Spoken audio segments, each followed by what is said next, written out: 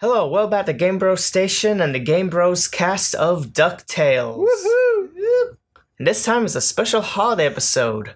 It is. It's a holly jolly DuckTalesy Christmas that starts off with Disney resurrecting the corpse of Dean Martin to sing us a Yuletide intro. As well as Jared, too. He's finally back. Yeah, Disney was a little generous this year. I'm not saying we're sponsored by them because we're not, but they did let us borrow that necromancer. Nice. How's it feel, Jared, to be back amongst the living? Good. I just do that every now and then. It's a little bit of a problem, but I'll be fine. Thank God this is an audio medium. Control. Well, everybody, we're back here to review episode 6 of season 2, or episode 29 total of DuckTales, Last Christmas, which thankfully won't be the last Christmas. Oh, that's good. It is. It starts off with a really funny bit with Donald decorating Scrooge's lawn, and Scrooge promptly and rather horridly reminding him that he has a pilot who can't tell the difference between Christmas lights and landing lights. Although I'm going to interrupt you. I think Last Christmas is supposed to imply, oh, what did you do last Christmas? Oh, because there's time travel too. Yeah, I think that's the joke. Anyway, sorry to interrupt. Go on. DuckTales with these layered jokes, which then promptly results in Donald being, flattened by an airplane. Don't worry, we don't see that. And we find out that Scrooge, true to his namesake, seems to hate Christmas and everything about it. The commercialism is cluesing that Yuletide swindler Santa Claus. Only for Dewey, who is missing his mother this time of year at Christmas, to find out that Scrooge doesn't necessarily hate Christmas, he just needs a little time to himself, and that the ghosts of Christmas past, present, and future, while looking for a different Scrooge years ago, found him and now every year go on crazy Christmas parties throughout history. Which is a pretty good setup considering every other day Scrooge is keeping world-eating serpents at bay. Another Thor reference there for you folks. World serpents. Yes. Thor, God of War. Either way, Scrooge is getting around and messing up some serious timelines. But of course, Dewey finds out about this and stows away and gets actually knocked off into a different time zone while Scrooge and the other ghosts go back to Scrooge's own Christmases this year as the Ghost of Christmas Past seems to want to show Scrooge a lesson, but also just wants to trap him so that he won't get tossed aside like he does every year whenever they help some poor soul who needs some holiday cheer. And while Dewey's in time, he meets his mom and their little kids, and Donald's there, and he's an angsty teen. And there's a Wendigo, because Wendigos are the new Krampus. Yeah, I thought that was a Krampus. I was originally waiting for it to be Krampus at this point, and that maybe shows how cliche it's gotten with Krampus or what. But Wendigos are pretty cool too. Well, this was technically a Wendigoat, if you noticed. Double pun right there. Double pun right there.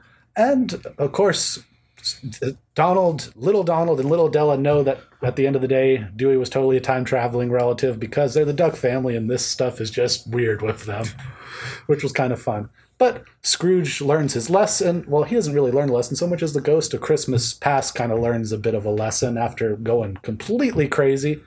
And it was just a fun episode, I think, especially with the...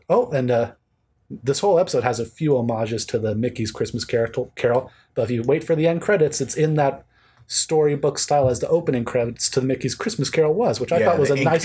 ink drawing on the parchment, what I thought was a great touch. I thought so, too. That brought up some good memories. It did, and the Ghost of Christmas Past, conveniently enough, is a cricket, though not Jiminy Cricket, so don't worry. His little psychotic rant hasn't ruined the character. But what makes it even more fantastic is it's by the talented voice actor Jack McBrayer. Oh, yes, and he's getting work with Disney lately, isn't he? I have no problem with that. I'm actually kind of glad he played a villainous type role. No, yeah, it's a lot of fun. I mean, there's homages to comics, there's homages to Mickey's Christmas Carol. It's a fun time all around. Gents, your thoughts on this episode? Positives. Let's start with you, Jared.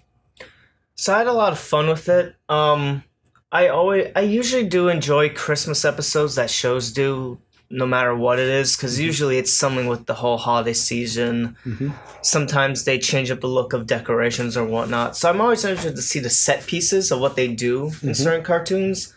And obviously it's DuckTales, so pretty standard. There wasn't anything like... How like Storkules is obviously like a bird version of Hercules. There wasn't anything too big like that. I did like the fact that the one Santa animatronic they had was like a polar bear in a Santa suit. That was where interesting. Scrooge beat it up and made the eyes go boing. But Yeah, no, overall, I had a lot of fun with it. It was cool to have Dewey be the one to go back in the past and see the mom and angsty Donald playing his guitar. Who was voiced by Russi Taylor, who, in addition to voicing Minnie Mouse, is also the, I suppose you could, not the original, but the quintessential Huey, Dewey, and Louie voice that you would know. That wasn't the original. No, I know, not the original, but like when you think of like the more classic Huey, Dewey, and Louie voice, she's the one who's been doing it since the original DuckTales for those characters. But she has. Yeah. Okay, that's what I thought, because I remember when Donald's first talked, I was like, wow, this is the most clearest I've ever heard him speak. No, yeah, it's because it's basically her just doing her Huey, Dewey, and Louie voice. Yeah, which so is a nice that's little very cool. touch. So I guess when you get older, people understand you less, so. Yeah, when In Donald's Good case. to know. hey, you know what? In this day and age, I wouldn't be surprised if we could find that study. But Matt, you were filled of Yuletide Christmas cheer watching this episode. Was I? Yes, you were, because I said so. Now tell us your thoughts. Yeah, no, I actually thought it was a fairly solid episode. Probably wasn't the most memorable Christmas episode, but I think in terms of like the overall DuckTales storyline going on, I think it was actually a really good take to have like at least one of the boys meet Della and Donald at a young age, kind of see where they are. I've tried to like reintroduce them again because we've been kind of like deviating away from Della's overall moon storyline for a little bit. A little bit. Who we do see at the end of the episode still working away on the moon. Yeah, many questions of how she's able to survive, but whatever.